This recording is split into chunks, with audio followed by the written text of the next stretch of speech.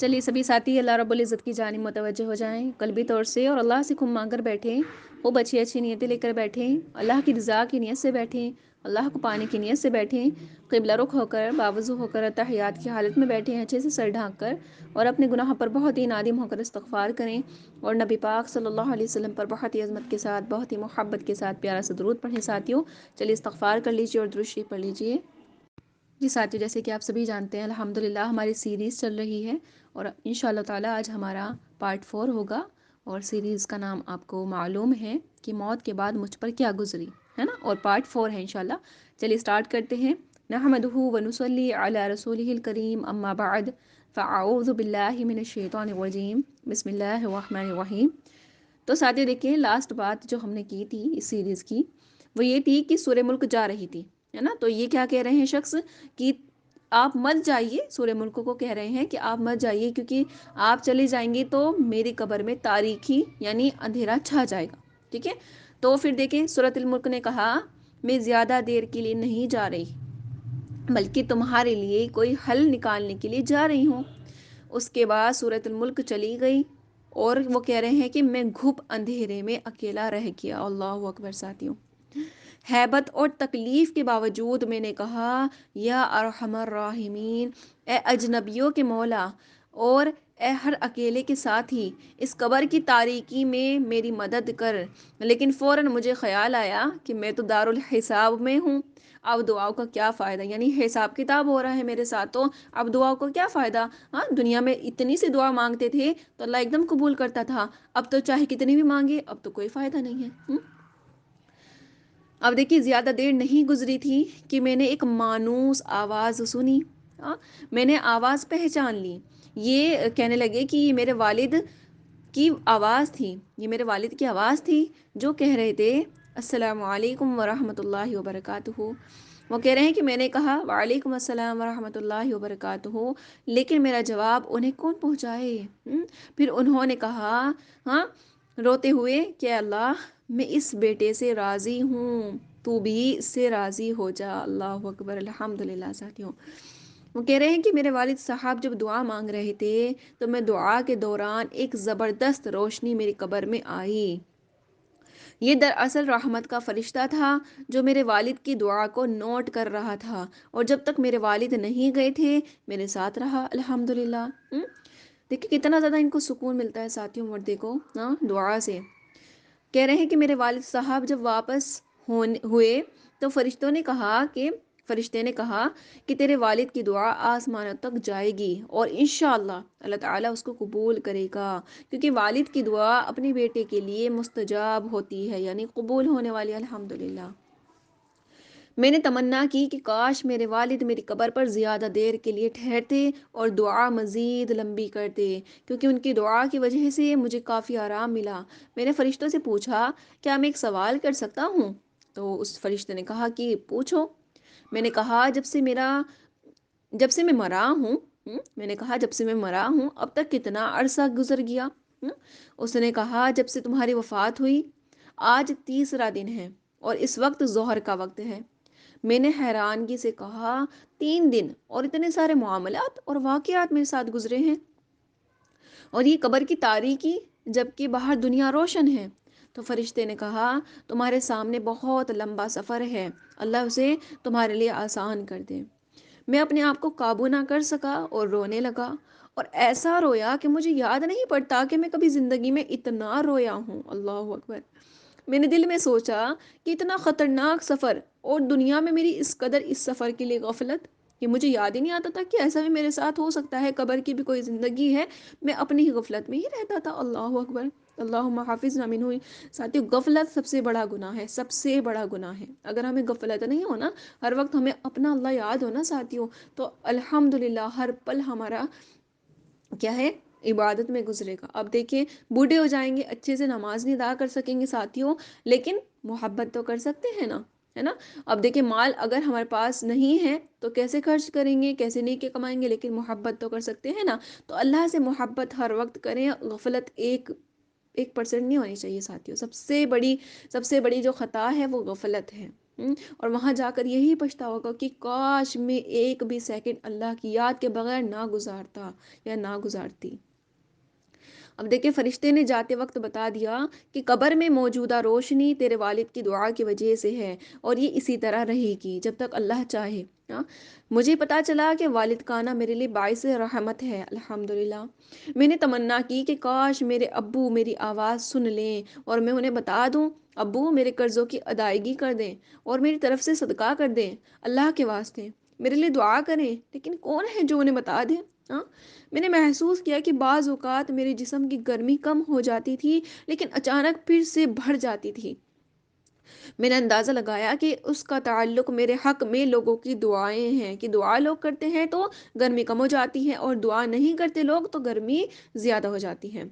اچانک میری قبر میں پھر وہی روشنی آئی جو اس سے پہلے میں دیکھ چکا تھا، یعنی سورۃ الملک کی۔ سورۃ الملک نے کہا تمہارے لیے دو خوشخبریاں ہیں۔ میں نے اشتیاق کے ساتھ فوراً کہا کیا ہے؟ ہاں، تو کہا سورۃ الملک نے کہ تمہارے دوست نے اللہ کی خاطر تمہارا قرضہ معاف کر دیا ہے۔ سبحان اللہ۔ میں نے اللہ تعالیٰ کا شکر ادا کیا، اور مجھے پتا تھا کہ میری گرمی کم ہو جانے کی وجہ شاید یہی تھی۔ سبحان اللہ۔ میں نے کہا دوسری بشارت کیا ہے؟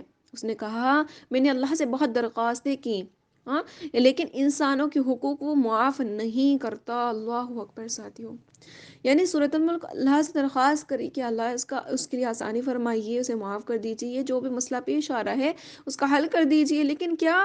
ہاں، انسانوں کے حقوق وہ معاف نہیں کرتا ساتھیوں۔ جب تک انسان معاف نہیں کرے ساتھیوں، یہ بہت ہی بڑی چیز لگتی ہے، بہت ہی زیادہ ٹینشن کی چیز لگتی ہے ساتھیوں۔ اسی لیے اپنی زندگی میں معافی مانگ لیں لوگوں سے، لوگوں کے حقوق کا خیال رکھیں انشاءاللہ تعالیٰ۔ بہت زیادہ جدوجہد ساتھیوں ہمیں اسی میں کرنی ہے انشاءاللہ۔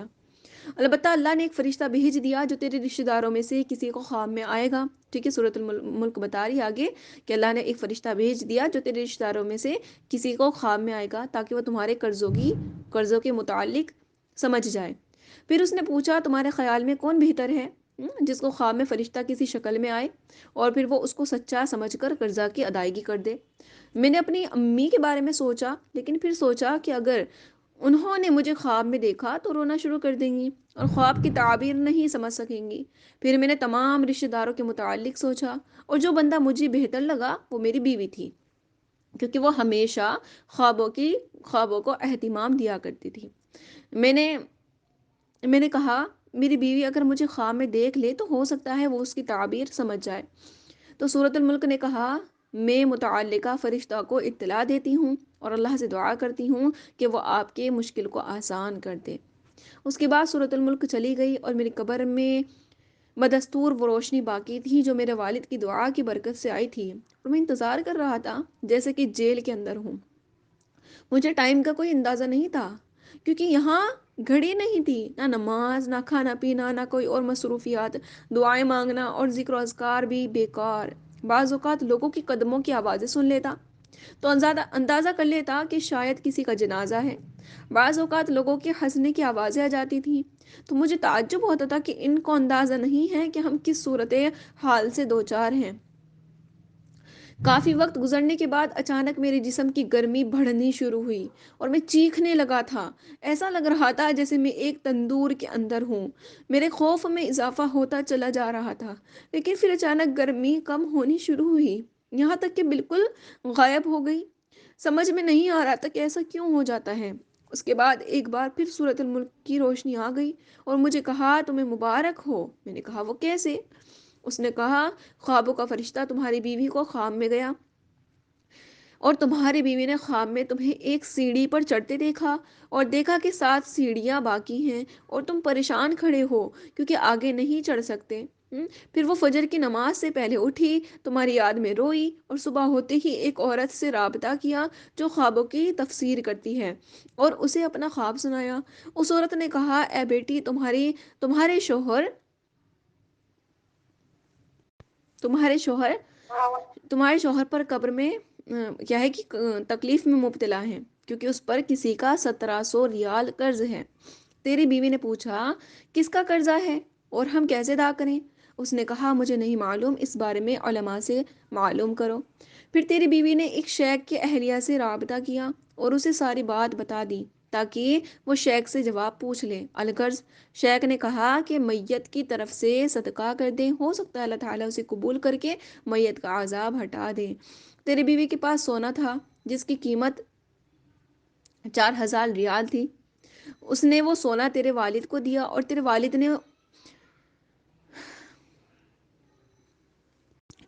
نے اس کے ساتھ کچھ رقم مزید لگا کر صدقہ کر دیا اور یوں تیرا مسئلہ حل ہو گیا۔ میں نے کہا الحمدللہ، مجھے اس وقت کوئی تکلیف نہیں ہے الحمدللہ، اور یہ سب کچھ اللہ تعالیٰ کی فضل اور تیرے تعاون سے ہوا ہے۔ سورۃ الملک نے کہا اب اعمال والے فرشتے تمہارے پاس آ جائیں گے۔ میں نے پوچھا کیا اس کے بعد بھی میرے لیے کوئی خطرہ ہے؟ اس نے کہا سفر بہت لمبا ہے، ہو سکتا ہے اس میں کئی سال لگ جائیں، لہٰذا اس کے لیے تیار رہو۔ کئی سال والے جواب نے میری پریشانی میں اضافہ کر دیا۔ سورۃ الملک نے کہا بہت سارے لوگ صرف اس وجہ سے قبروں میں عذاب جھیل رہے ہیں کہ وہ بعض باتوں کو معمولی سمجھتے تھے جبکہ اللہ کے نزدیک وہ معمولی نہیں ہے۔ میں نے کہا مثلاً کون سے اعمال ہیں وہ؟ اس نے کہا بہت سارے لوگوں پر قبروں میں اس لیے عذاب ہے کہ وہ پیشاب سے نہیں بچتے تھے، یعنی پیشاب کی چھینٹوں سے نہیں بچتے تھے اور گندگی کی حالت میں اللہ تعالیٰ کے سامنے کھڑے ہوتے تھے۔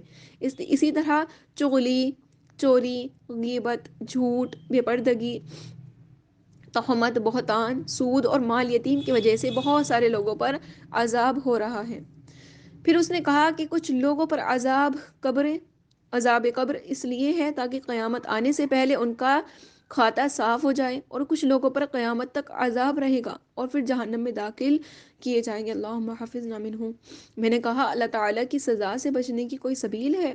سورۃ الملک نے کہا کہ عمل تو تمہارا منقطع ہو چکا ہے، یعنی بند ہو چکا ہے، البتہ 3 کام ایسے ہیں جو تمہیں اب بھی فائدہ پہنچا سکتے ہیں۔ میں نے پوچھا وہ کیا ہیں؟ اس نے کہا اہل و عیال کی دعا اور نیک عمل۔ اس کے علاوہ کوئی کام اگر تم نے دنیا میں کیا ہے جو انسانوں کے لیے نفع بخش ہو، مثلا مسجد کی تعمیر، تو اس سے تم مرنے کے بعد بھی مستفید ہوں گے۔ اس طرح اگر علم کی نشر و اشاعت میں تم نے حصہ لیا ہو تو وہ اب بھی تمہارے لیے نفع بخش ہے ساتھیوں، یعنی اہل و عیال کی دعا ساتھیوں کام آتی رہے گی انشاءاللہ، اور نیک عمل جو کر کے گیا ہے یا اولاد کو سکھا کر گیا ہے وہ انشاءاللہ کام آتا رہے گا، اور دوسرا اگر انسانوں کے نفع کے لیے کچھ بھی کیا ہے، مسجد بنوا دیا یا پانی کا انتظام کرا دیا یا کچھ بھی ایسا کرا دیا جس سے لوگ فائدہ اٹھا رہے ساتھی، تو اس کا بھی پہنچتا رہے گا انشاءاللہ۔ اور کیا ہے، جو حق کی بات، اللہ کی بات، تبلیغ کی بات دوسروں کو بتائے گا اور وہ بندہ اس پر عمل کرتے جائے گا تو اس کو قبر میں انشاءاللہ تعالیٰ اس کا اجر پہنچتا رہے گا مرتے قیامت تک، الحمدللہ ساتھیوں۔ تو اسی لیے کہا جاتا ہے کہ اگر ہمارے ذریعے ایک بھی ساتھی جڑ جاتا ہے ساتھیوں اور وہ روز تعلیم لیتا ہے اور وہ اس پر عمل کرتا ہے اور اس کی زندگی میں چینجز آتی ہیں، تو انشاءاللہ سمجھ لیجیے آپ کے لیے جنت پکی ہے انشاءاللہ تعالیٰ ساتھیوں۔ تو اسی لیے ہم اس پر بہت زیادہ توجہ دیتے ہیں کہ ہمارے ساتھی ہمارے ساتھی جوائن ہو جائیں ساتھی۔ تو آپ سے بھی یہی درخواست ہے کہ آپ بھی انشاءاللہ تعالیٰ جو بھی ہیں آپ کے آس پڑوس میں، آپ کے رشتہ دار ہیں، آپ کے ساتھی ہیں، آپ کے فرینڈز جو بھی ہیں، جن کو آپ جانتے ہیں اچھے سے، جن سے اچھے سے فرینک ہیں آپ، اور نہیں بھی ہیں ساتھیوں تو اللہ کے لیے فرینک ہونا پڑے گا، ہمیں دعوت دینی ہے اور دعوت کی گروپس میں انشاءاللہ تعالیٰ سب کو جوائن کرانا ہے تاکہ کل مرنے کے بعد ساتھیوں ہمارے لیے یہ انشاءاللہ تعالیٰ اجر کا باعث بنے، تاکہ ہم آرام سے وہاں پر لیٹے رہیں اور ہمیں اس کا اجر ملتا رہے ساتھی۔ اب دیکھیے کہہ رہے میں نے کہا میں کتنا بدبخت ہوں کہ دنیا میں کتنے عمل کے مواقع تھے جس سے میں نے کوئی فائدہ نہیں اٹھایا، اور آج بے یار و مددگار قبر میں پڑا ہوں۔ میرا دل چاہا میں چیخ چیخ کر لوگوں کو پکاروں کہ اے لوگو قبر کے لیے تیاری کر لو، خدا کی قسم اگر تم لوگوں نے وہ کچھ دیکھا جو میں نے دیکھا ہے تم مسجدوں سے باہر نہیں نکلو گے اور اللہ کی راہ میں سارا مال لگا دو گے۔ اللہ اکبر ساتھیوں۔ سورۃ الملک نے کہا مردہ لوگوں کی نیکیاں عام طور پر شروع کے دنوں میں بہت ہوتی ہیں لیکن اس کے بعد رفتہ رفتہ وہ کم ہوتی چلی جاتی ہیں۔ میں نے پوچھا کیا یہ ممکن ہے کہ میرے گھر والے اور میرے رشتہ دار مجھے بھول جائیں گے؟ مجھے یقین نہیں آ رہا کہ وہ اتنی جلدی مجھے بھول جائیں گے۔ اس نے کہا نہیں، ایسا ہی ہوگا اور ضرور ہوگا، بلکہ تم دیکھو گے کہ شروع میں تمہاری قبر پر تمہارے اہل و عیال زیادہ آئیں گے، لیکن جب دن ہفتوں میں دن السلام ہفتوں میں، علیکم۔ ہفتے مہینوں میں، اور مہینے سالوں میں تبدیل ہوں گے، تو تمہاری قبر پر آنے والا ایک بندہ بھی نہیں ہوگا۔ مجھے یاد آیا کہ جب ہمارے دادا کا انتقال ہوا تھا تو ہم ہر ہفتہ ان کی قبر پر جایا کرتے تھے، پھر ہر مہینے میں ایک بار، اور پھر ہم انہیں بھول گئے۔ اللہ اکبر ساتھیوں، یہی کچھ ہمارے ساتھ ہونے والا ہے ساتھیوں۔ اللہ اکبر، وہاں پر اکیلے اور اتنے سارے مراحل ساتھیوں، اتنا لمبا سفر ہے۔ حالانکہ مسلمان مرے تھے، مسلمان گئے تھے دنیا سے، ہاں، تب جا کر اتنا زیادہ ساتھیوں لمبا سفر ہے، اور انہیں جنت جانے میں شک ہوا جا رہا ہے کہ جاؤں گا یا نہیں۔ اللہ نے یہ ہے کہ جنت کا فیصلہ کر دیا نہیں، یہ ساتھیوں بہت ہی زیادہ قبر کا جو ہے نا معاملہ بہت زیادہ کٹھن ہے۔ اللہ کے نبی نے فرمایا تھا نا کہ ساری منزلوں میں سب سے جو کٹھن منزل ہے، سب سے مشکل منزل، وہ قبر ہے ساتھیوں، ہاں۔ تو اس کے لیے بہت زیادہ تیاری کریں ساتھیوں۔ آج جو ہم اعمال کر رہے ہیں نا ساتھیوں، وہ دیکھیں قبر کیا بتایا جاتا ہے، ہمارا صندوق ہے۔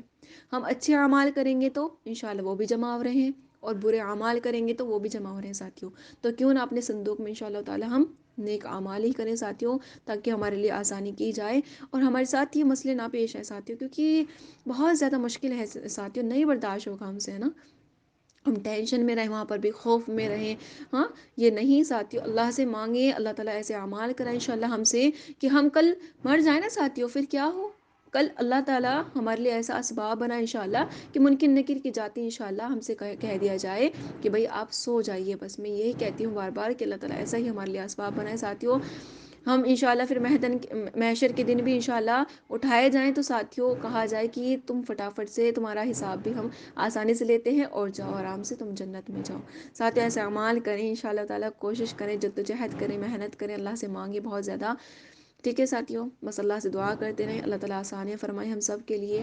چلیے الحمدللہ ساتھیوں، ہماری سیریز کا 4تھ پارٹ بھی اچھا الحمدللہ میرا کمپلیٹ ہوا۔